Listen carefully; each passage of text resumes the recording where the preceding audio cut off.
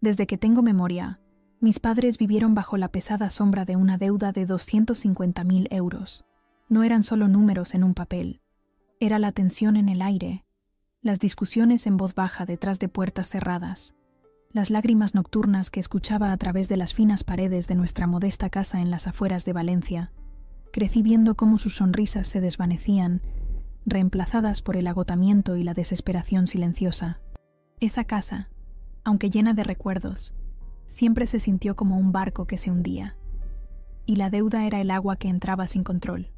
Mi padre, Antonio, trabajaba en la fábrica de cerámica local. Madrugaba todos los días, saliendo cuando todavía estaba oscuro y regresando cuando ya había anochecido. Mamá, Carmen, limpiaba casas por las mañanas y cosía por encargo en las tardes. Aún así, nunca era suficiente. La crisis económica de 2008 golpeó fuerte a nuestra familia. La fábrica redujo las horas, y muchas de las señoras para las que mi madre trabajaba ya no podían permitirse ayuda doméstica. «Lucía», me decía mi madre mientras pelábamos patatas para la tortilla, «estudia mucho. Es la única manera de escapar de esta vida». Y estudié. Con becas y trabajando de camarera los fines de semana, logré graduarme en informática en la Universidad de Valencia. Las noches de estudio interminables, los veranos sin vacaciones, los cumpleaños celebrados con un simple pastel casero, todo valió la pena cuando me contrataron en una startup tecnológica en Madrid. Mi primer pensamiento al recibir la oferta no fue en lujos ni viajes, sino en ellos. En ese momento, juré que les devolvería todo lo que habían sacrificado por mí. El apartamento que alquilé en Madrid era pequeño y austero, en un barrio alejado del centro. Mis compañeros de trabajo salían de copas los viernes, viajaban a Barcelona los fines de semana o se compraban ropa en el Corte Inglés. Yo guardaba cada euro que podía. Comía lentejas y arroz casi todos los días. Mi ropa era la misma que había llevado en la universidad. Cada céntimo ahorrado me acercaba a mi meta, salvar la casa de mis padres. Los domingos llamaba a casa. «Todo bien, hija», decía papá, pero yo notaba el temblor en su voz. Mi madre hablaba del huerto, de la vecina doña Pilar, de cualquier cosa menos de dinero. Pero yo sabía. Las cartas del banco llegaban cada mes, más amenazadoras. La hipoteca era un monstruo que devoraba sus sueños. Los años pasaron. Ascendí en la empresa. Cada aumento, cada bonus, cada hora extra se convertía en dinero para el fondo que había creado. El Fondo de la Libertad, lo llamaba en mi mente. No fue fácil. Hubo momentos en que la soledad de Madrid me pesaba. Veía a mis amigas de la universidad casándose, formando familias, viajando. Mi vida parecía estar en pausa. Un día, mientras revisaba mis finanzas, me di cuenta. Estaba cerca, muy cerca. Llamé a mi jefe, Sergio, y le pedí un adelanto sobre mi bonus anual. «¿Estás comprando una casa?», me preguntó con curiosidad. «No», respondí. «Estoy recuperando una». Recuerdo perfectamente el día. Era un sábado de primavera. Había tomado el AVE hasta Valencia y luego un taxi hasta nuestro pueblo. No les había avisado de mi visita. Quería que fuera una sorpresa. El naranjo del patio estaba en flor, llenando el aire con su aroma dulce. Entré en la cocina donde mis padres estaban sentados en silencio, como tantas veces los había encontrado, con expresiones cansadas y miradas perdidas en la nada. «Papá, mamá», dije, sacando el sobre de mi bolso.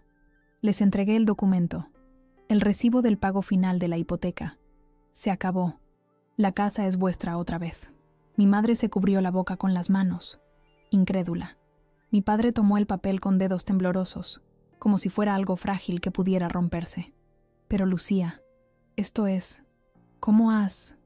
balbuceó mi padre, con los ojos brillantes. «He estado ahorrando desde que empecé a trabajar», expliqué. Quería darles esto, libertad.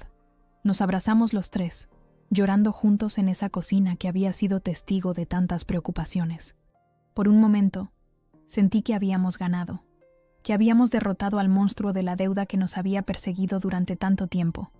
Esa noche, celebramos con una paella que mamá preparó con más alegría de la que le había visto en años.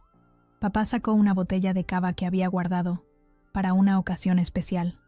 Brindamos por el futuro, por la tranquilidad que ahora podrían tener en su vejez. Hablamos hasta tarde, recordando momentos del pasado, haciendo planes. Me quedé a dormir en mi antigua habitación, donde los pósters de mis grupos favoritos seguían en las paredes. «Descansa, mi niña», me dijo mamá al darme las buenas noches. «Has hecho algo increíble». Me dormí con una sonrisa, sintiendo que por fin había devuelto un poco de lo mucho que me habían dado. La casa se sentía diferente esa noche, más ligera, como si las paredes mismas respiraran aliviadas sin el peso de la deuda. Lo que no sabía entonces es que ese alivio sería tan efímero como el rocío de la mañana. A la mañana siguiente, me desperté con una extraña quietud. Los sonidos habituales, el crujido del suelo de madera, el aroma del café de mi madre, los pasos lentos de mi padre, habían desaparecido. Al principio, pensé que estarían en el huerto, recogiendo tomates o regando las plantas. Era domingo, y papá solía dedicar las mañanas a cuidar su pequeño pedazo de tierra. Me levanté, me puse las zapatillas y salí al pasillo. «Mamá, papá». Silencio. Un silencio diferente, casi palpable. El tipo de silencio que pesa en el pecho y anuncia que algo no está bien. Recorrí la casa. La cocina estaba impecable, sin rastro del desayuno. El baño, limpio y seco. Me dirigí a su habitación y empujé suavemente la puerta entreabierta. Lo que vi me heló la sangre. El armario abierto y vacío. Los cajones de la cómoda, abiertos y sin contenido. La cama perfectamente hecha, como si nadie hubiera dormido allí. «No puede ser», murmuré para mí misma, intentando encontrar una explicación lógica. Quizás habían salido temprano a misa o a visitar a algún familiar. Pero, ¿por qué llevarse ropa? ¿Por qué no avisarme? Regresé a la cocina, aturdida, y fue entonces cuando lo vi. Un sobre blanco sobre la mesa, junto a la cafetera. Mi nombre escrito con la caligrafía inconfundible de mi padre. El mundo pareció detenerse mientras extendía la mano para cogerlo. Mis dedos temblaban tanto que casi no podía abrirlo. La carta era breve, escrita en el papel que mi madre guardaba para ocasiones especiales. Decía: «Lucía, gracias por pagar la deuda. Hemos decidido empezar de nuevo lejos de aquí. No nos busques, papá y mamá». Sentí que el suelo se abría bajo mis pies. Me derrumbé en una de las sillas de la cocina, con la carta arrugada en mi mano. Todo lo que había sacrificado, cada noche sin dormir, cada euro ahorrado, cada momento de soledad en Madrid, no había sido por amor, no había sido por nosotros. Me habían utilizado para limpiar su pizarra financiera, y una vez que cumplí mi propósito, desaparecieron. Pasé el resto del día en un estado de shock. Revisé la casa en busca de alguna pista sobre su paradero. En el dormitorio, encontré que habían vaciado hasta el último cajón. En el despacho, faltaban todos los documentos importantes: pasaportes, certificados de nacimiento, cartillas bancarias. Habían planeado esto con cuidado, esperando pacientemente a que yo terminara de pagar la deuda. Llamé a mi tía Rosario, la hermana de mi madre. «No sé nada, Lucía», me dijo, pero su voz sonaba extraña, como si estuviera ocultando algo. Contacté con los vecinos. Doña Pilar, que vivía en la casa de al lado desde que yo era niña, me miró con una mezcla de lástima y vergüenza.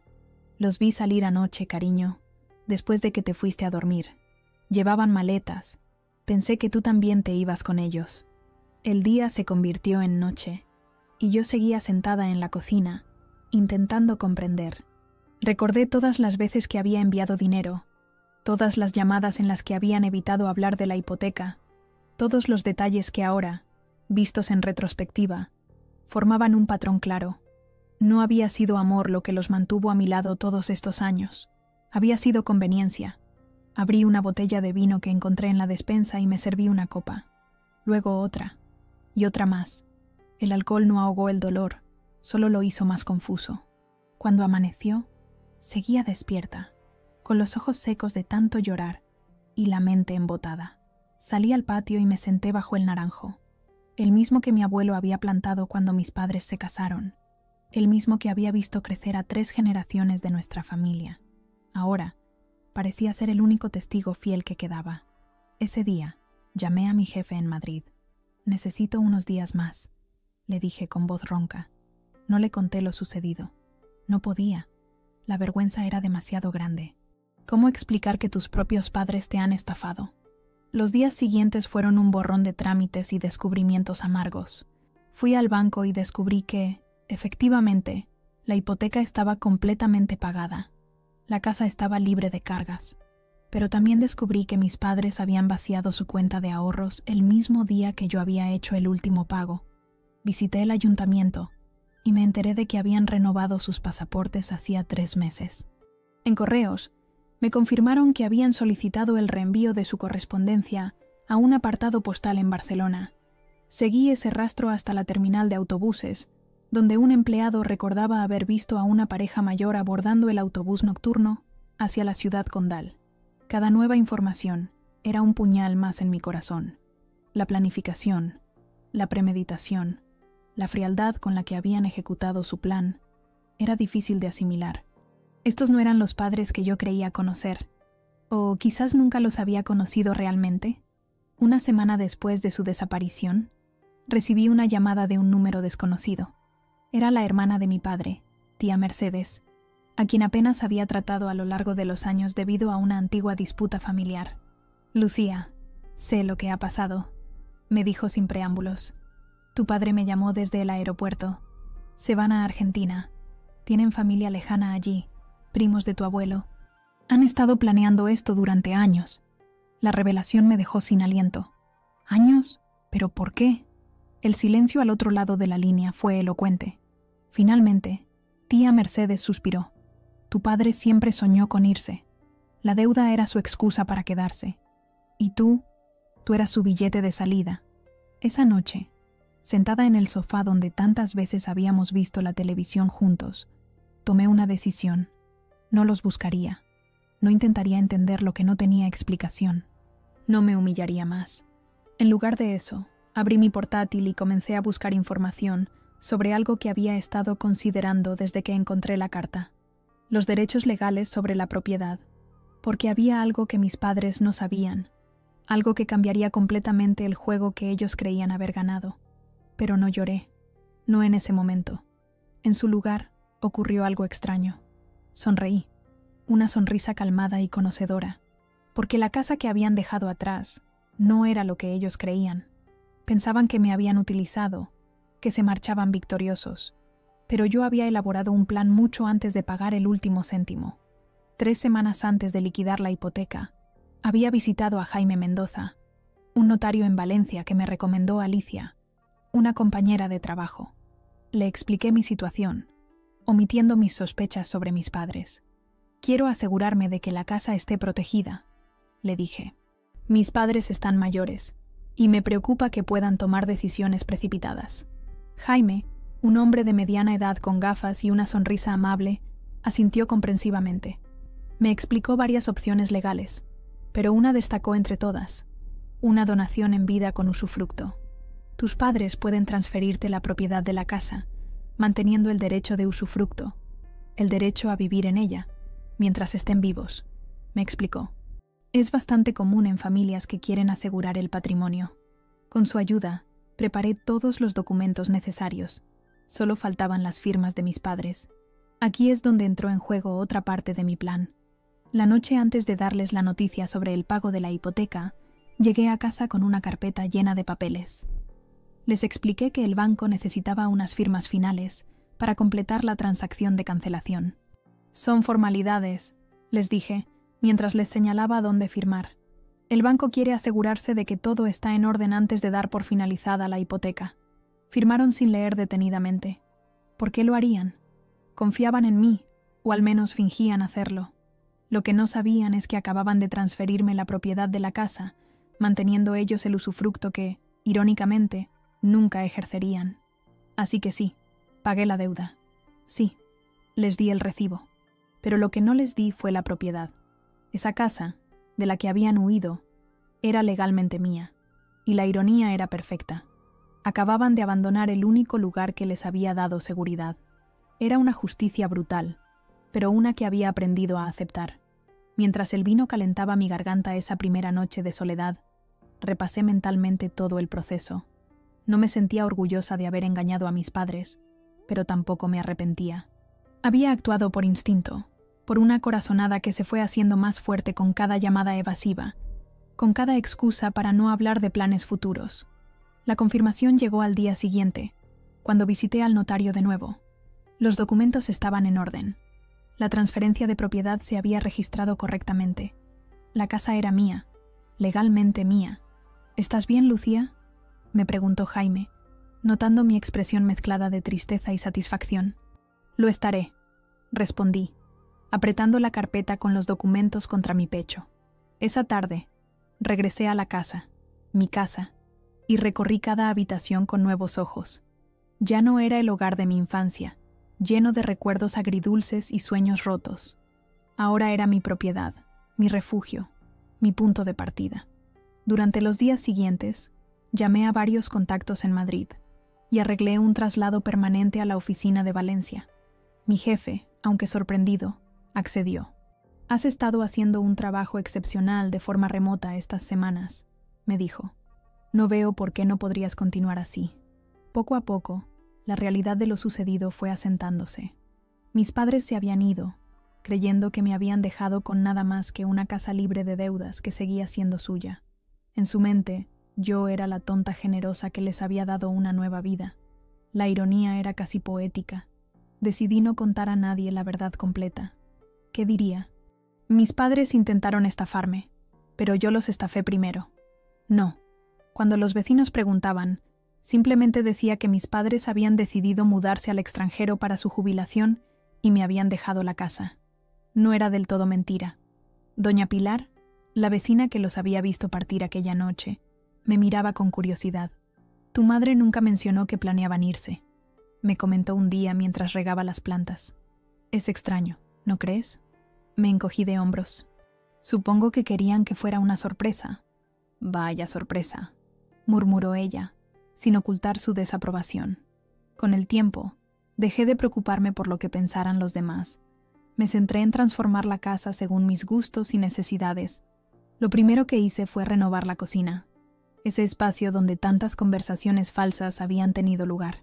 Tiré los viejos armarios, las encimeras desgastadas, la mesa donde había encontrado aquella cruel nota. En su lugar, instalé una cocina moderna, luminosa, con una isla central donde ahora preparaba comidas para amigos que nunca antes había invitado. A veces, en las noches silenciosas, me preguntaba si mis padres sabían lo que había hecho. Si habían descubierto, ya en Argentina, que la casa que creían suya ya no lo era. Imaginaba su sorpresa, su indignación, quizás incluso su admiración reluctante. «Nuestra hija es más lista de lo que pensábamos», los imaginaba diciendo. Otras veces, especialmente después de alguna copa de vino, me asaltaba la duda. ¿Había malinterpretado todo? ¿Era posible que hubiera otra explicación para su partida? Quizás estaban huyendo de algo o de alguien.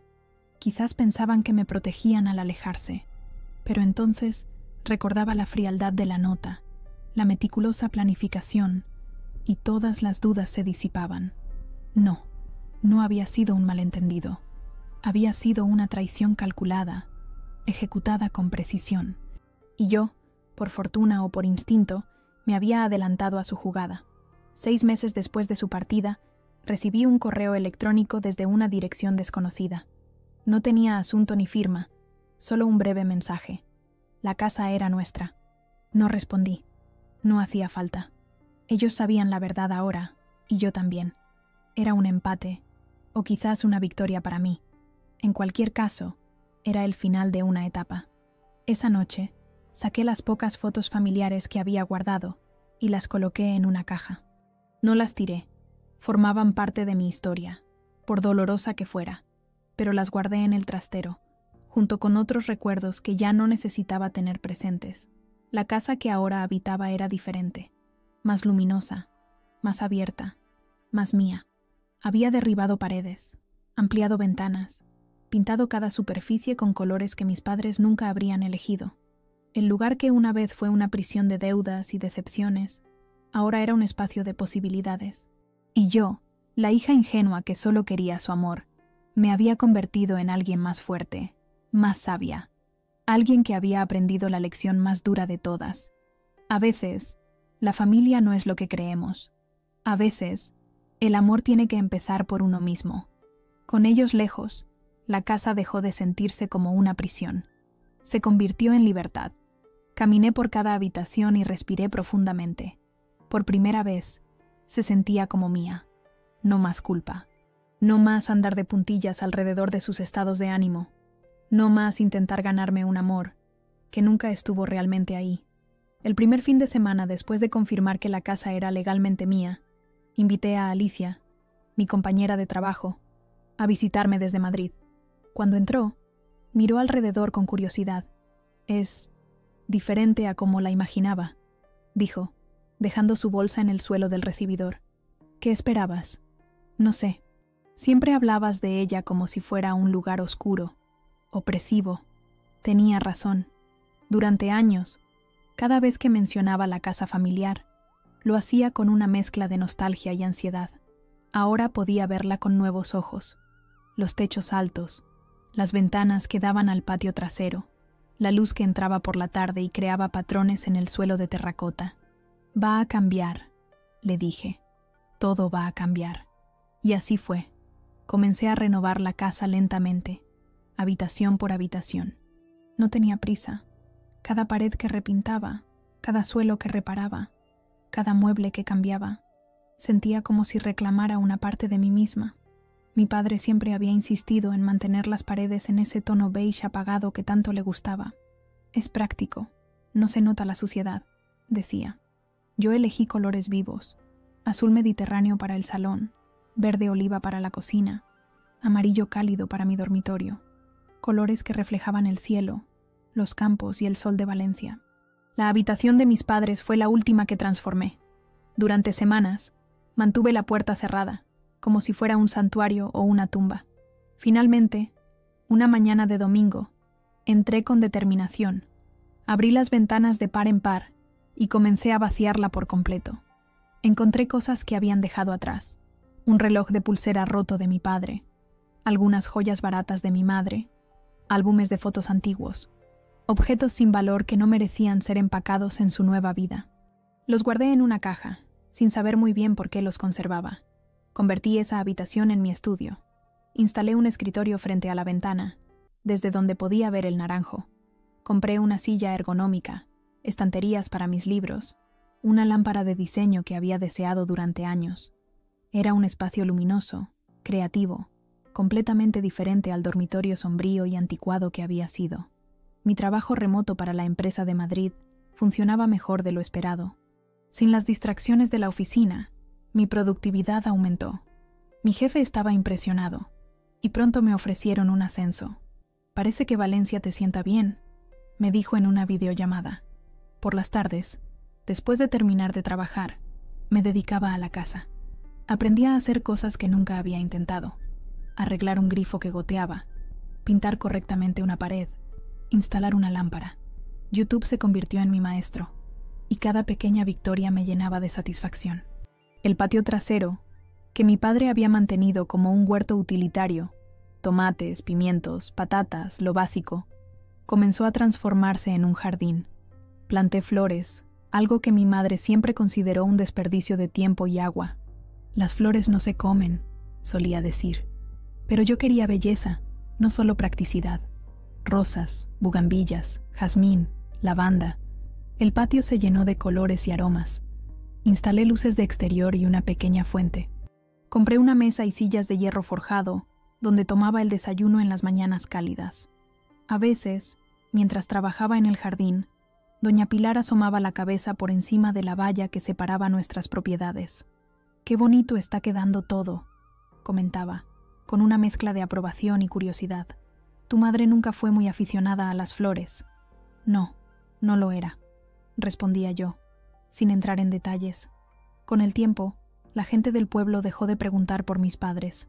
Nuevos vecinos se mudaron a la casa de al lado cuando doña Pilar se fue a vivir con su hija a Alicante. Para ellos, yo era simplemente Lucía, la chica que trabajaba desde casa y tenía un bonito jardín. Una tarde, mientras plantaba unos bulbos de tulipanes, recordé algo que mi abuela materna solía decir antes de que falleciera: «La tierra no guarda rencores, Lucía. Tú plantas amor y te devuelve flores. Plantas odio y solo crecerán malas hierbas». Me pregunté qué estaba plantando yo. ¿Resentimiento? ¿Liberación? Quizás un poco de ambos, pero mientras veía mi jardín florecer, sentí que algo también florecía dentro de mí. Pasaron los meses, y con ellos las estaciones. El primer invierno sola en la casa fue extraño. Las noches eran largas y silenciosas, y la calefacción anticuada apenas mantenía el frío a raya. Pero había algo reconfortante en acurrucarme bajo mantas, con un libro y una taza de té, escuchando la lluvia golpear las ventanas. Cuando llegó la primavera, mi jardín explotó en colores. Los vecinos se detenían al pasar, admirando las flores. Algunos incluso tocaban el timbre para preguntar qué variedad de rosa era esa, o cómo había conseguido que las hortensias crecieran tan exuberantes. Me hice amiga de Elena, una profesora de literatura del instituto local. Comenzamos a reunirnos una vez por semana para tomar café en mi patio. Ella traía libros que pensaba que me gustarían, y yo compartía con ella mis experiencias en el mundo tecnológico que le resultaba tan ajeno. Nunca pensé que viviría en esta casa, le confesé un día, mientras compartíamos una botella de vino blanco bajo el naranjo. Siempre soñé con escapar. A veces volvemos a los lugares de los que huimos, pero como personas diferentes, respondió ella, con la sabiduría de quien ha leído muchas historias. Y tenía razón. Yo no era la misma Lucía que había salido de aquel pueblo años atrás, desesperada por forjar un futuro lejos de la deuda y la tensión. Ahora era una mujer que había enfrentado la traición, que había convertido el dolor en fuerza, que había reclamado su espacio en el mundo. Una noche, sentada en el patio con una copa de vino, contemplando las estrellas que brillaban intensamente en el cielo rural, sentí una extraña paz. No era felicidad, exactamente. Era algo más profundo, más permanente. Era la sensación de estar exactamente donde debía estar. Saqué mi teléfono y tomé una foto del jardín iluminado por las luces que había instalado. La miré un momento y luego la archivé sin compartirla con nadie. Este momento, esta transformación, era solo mía. Al día siguiente, mientras regaba las plantas, encontré un brote nuevo en el naranjo. El viejo árbol, testigo silencioso de toda la historia familiar, seguía adelante, generando nueva vida, como yo. Entré en la casa, me serví un café y me senté en mi estudio a trabajar. La luz entraba por la ventana, proyectando sombras danzantes sobre mi escritorio. En la pared frente a mí, había colgado un cuadro que había comprado en un mercadillo, un paisaje de campos de naranjos valencianos al atardecer. Mi ordenador sonó con una notificación. Un correo de mi jefe. Me ofrecían dirigir un nuevo proyecto, con un aumento considerable de sueldo. Sonreí. La vida continuaba, y esta vez, en mis propios términos. Al principio, seguía esperando que regresaran. Quizás se darían cuenta de lo que habían hecho. Quizás llamarían, se disculparían, explicarían. Pero los días se convirtieron en meses y no hubo nada, ni correos electrónicos, excepto aquel breve y acusador mensaje, ni llamadas, ni siquiera una postal por Navidad. Era como si nunca hubiera existido para ellos. La primera Nochebuena sola fue la más difícil. En nuestra familia siempre había sido una celebración importante. Mi madre preparaba el tradicional cordero asado, mi padre abría una botella de cava, y veíamos juntos el sorteo de la lotería, soñando con los millones que nunca llegaban. Ese año, me invitaron varias personas. Elena quería que me uniera a su familia. Alicia me ofreció un billete para Madrid. Incluso mi jefe me sugirió unirme a la cena de empresa. Rechacé todas las invitaciones. Necesitaba enfrentar esta nueva realidad. Preparé una cena sencilla, unos canapés, una tortilla de patatas, turrón de postre. Puse la televisión por compañía, pero la apagué durante el discurso del rey. No quería escuchar hablar de unión familiar y valores tradicionales. A medianoche, salí al patio y levanté una copa hacia las estrellas. Por los ausentes, brindé en voz alta. No sabía si brindaba con rabia o con aceptación. A veces me preguntaba dónde estarían. Según tía Mercedes, se habían ido a Argentina. Busqué en redes sociales, pero mis padres nunca habían sido aficionados a la tecnología. Mi padre ni siquiera tenía un perfil en Facebook. Mi madre usaba WhatsApp solo para comunicarse conmigo y con un par de amigas.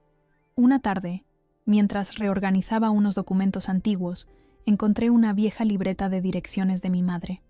Allí estaba anotado el nombre de una prima lejana en Buenos Aires, Marta Salgado. Después de dudar varios días, finalmente le escribí un correo electrónico. Hola Marta, soy Lucía, la hija de Carmen y Antonio. Me preguntaba si has tenido noticias de mis padres recientemente. Su respuesta llegó 2 días después. Querida Lucía, qué sorpresa saber de ti. Tus padres estuvieron en Buenos Aires el año pasado, pero solo de paso. Mencionaron que iban hacia Mendoza, donde vive un primo de tu padre. No he vuelto a saber de ellos. Parecían muy ilusionados con su nueva vida. Hablaban de una casa que habían comprado en las afueras, cerca de los viñedos. Me sorprendió que no te mencionaran. ¿Está todo bien? No le respondí. ¿Qué podía decirle? Que mis padres habían usado a su única hija como un cajero automático y luego habían desaparecido. Que habían fantaseado sobre una casa que en realidad era mía.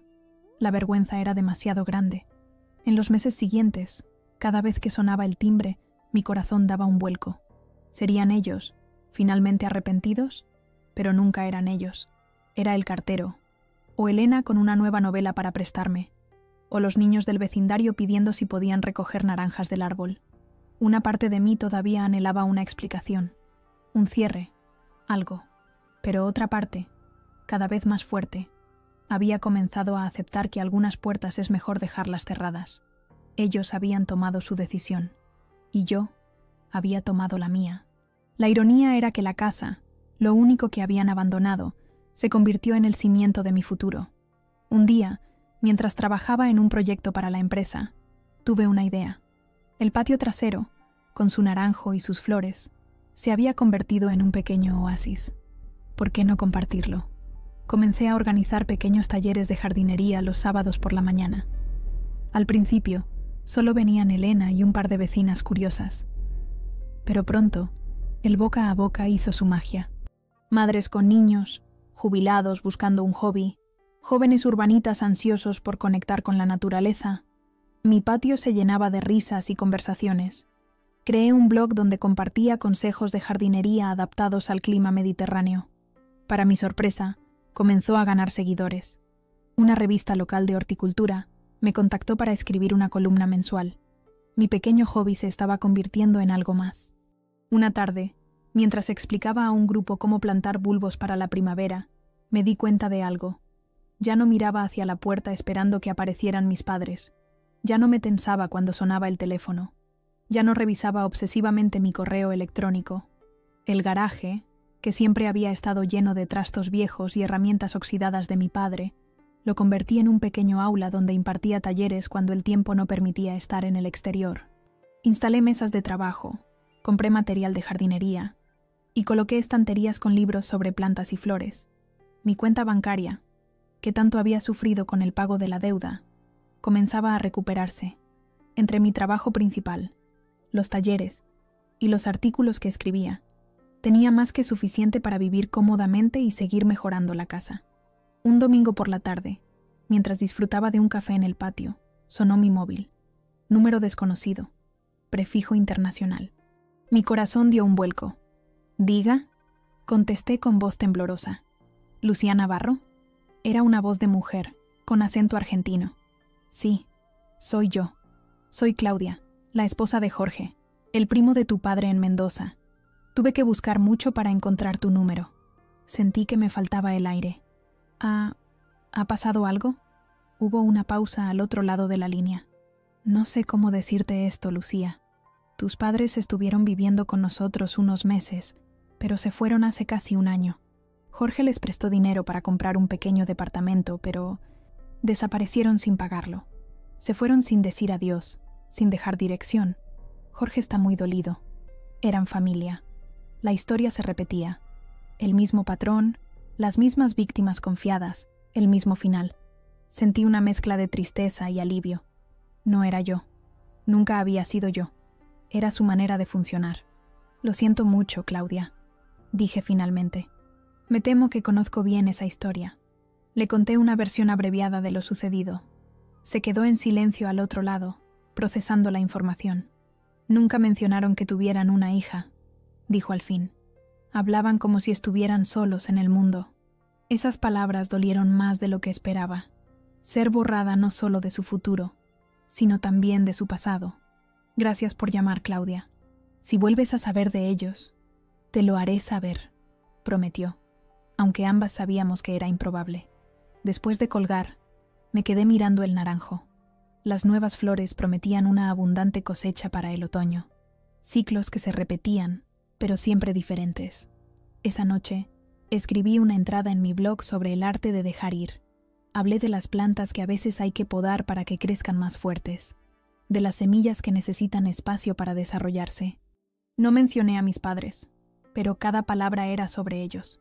El artículo se volvió viral. Recibí comentarios de personas que se identificaban con el mensaje, que también habían tenido que cortar lazos tóxicos para florecer. Una editorial pequeña me contactó, interesada en que escribiera un libro sobre jardinería y crecimiento personal. La ironía era completa. La casa que mis padres habían rechazado se había convertido en el epicentro de mi nueva vida. Los talleres se ampliaron a 2 días por semana. Contraté a un jardinero a tiempo parcial para ayudarme con el mantenimiento. Incluso comencé a vender plantas y semillas de variedades especiales que cultivaba. 1 año después de la llamada de Claudia, recibí un paquete. Era de Argentina, pero el remitente no era ni Jorge ni Claudia. Era de alguien llamado María Suárez. Dentro había un reloj de bolsillo antiguo que reconocí inmediatamente. Había pertenecido a mi abuelo paterno. Con él venía una nota escrita a mano. Encontré esto en un mercado de pulgas en Córdoba. El vendedor dijo que lo compró a una pareja mayor que necesitaba dinero rápido. Vi el nombre grabado en la parte posterior y busqué en internet. Espero que llegue a las manos correctas. En la parte posterior del reloj estaba grabado: para Antonio Navarro, de tu padre. Sostuve el reloj en mis manos, sintiendo su peso. Una reliquia familiar que mi padre había vendido por unas monedas. El último vínculo tangible con mis raíces, rescatado por una desconocida con más sentido de la familia que mis propios padres. Lo coloqué en mi estudio, sobre el escritorio, no como un recordatorio de lo que había perdido, sino de lo que había ganado, la libertad de escribir mi propia historia. Ahora, cuando alguien me pregunta por qué sigo viviendo en esta casa, les digo la verdad, porque me la gané, no solo financieramente, sino emocionalmente. Convertí el dolor en propósito, transformé la traición en independencia. Hice algo valioso con lo que ellos dejaron atrás. Han pasado casi 3 años desde que mis padres desaparecieron. La casa ya no se parece en nada a la que ellos habitaron. Las paredes hablan otro idioma, los suelos cuentan historias diferentes, y el aire huele a posibilidades, no a resentimiento. Mi negocio de jardinería, Raíces Nuevas, se ha convertido en un referente local. Lo que comenzó como talleres de fin de semana en mi patio trasero, ahora ocupa todo el terreno. Contraté a 2 personas más. Martín, un joven apasionado por la botánica que dejó la universidad para dedicarse a las plantas, y Carmela, una mujer de 60 años que perdió su trabajo durante la pandemia y encontró en la jardinería una segunda oportunidad. El libro que escribí, Florecer entre ruinas, Jardines de Resiliencia, fue publicado por una editorial mediana y ha tenido una acogida sorprendentemente buena. No es un bestseller, pero ha conectado con personas que, como yo, han tenido que reconstruirse después de algún tipo de devastación personal. Elena, mi amiga profesora, utiliza fragmentos en sus clases de literatura. Tus metáforas sobre el crecimiento y la poda son perfectas para explicar el desarrollo de los personajes, me dijo una vez, haciéndome reír con la idea de ser material didáctico. Mi trabajo remoto para la empresa tecnológica continúa, aunque ahora dedico menos horas. Me han ofrecido varias veces trasladarme definitivamente a Madrid, con un puesto superior, pero siempre rechazo la oferta. Esta casa, este pueblo, esta vida que he construido, no quiero abandonarla. No después de todo lo que ha costado. La semana pasada, mientras tomaba un café en la plaza del pueblo, se me acercó don Manuel, el antiguo cartero jubilado que conoce a todos y todo lo que sucede en el lugar. Lucía, me dijo, sentándose pesadamente a mi lado, ¿sabes quién ha comprado la vieja casa de los Fernández? Ese matrimonio mayor de Barcelona. Dicen que son tus padres. Sentí que el mundo se detenía por un momento. ¿Mis padres? Imposible. Están en Argentina. Don Manuel se encogió de hombros. Será un error entonces. Es que se parecen mucho a las fotos que he visto en tu blog. Nunca he publicado fotos de mis padres en mi blog, pero don Manuel siempre ha sido dado a inventar historias, especialmente desde que se jubiló y tiene demasiado tiempo libre. Aún así, esa noche no pude dormir. ¿Y si realmente habían vuelto? ¿Qué querían? ¿Por qué comprar una casa tan cerca de la mía, después de todo este tiempo?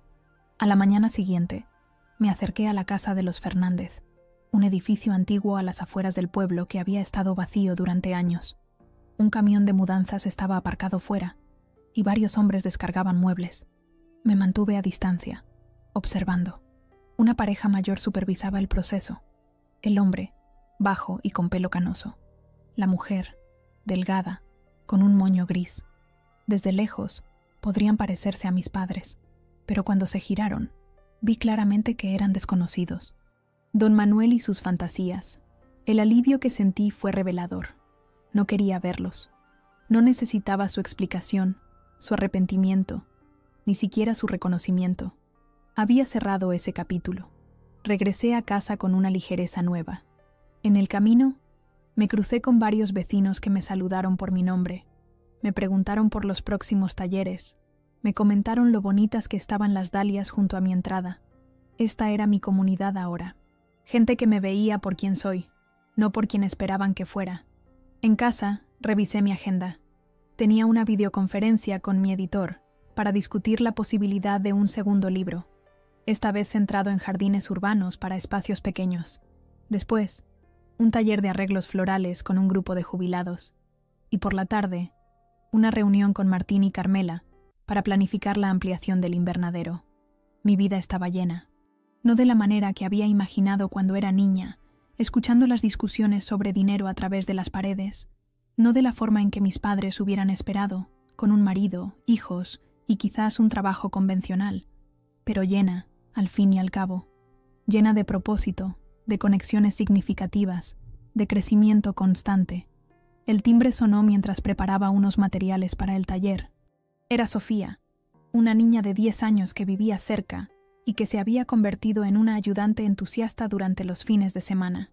¿Puedo ver cómo van los girasoles?, preguntó, con los ojos brillantes de emoción.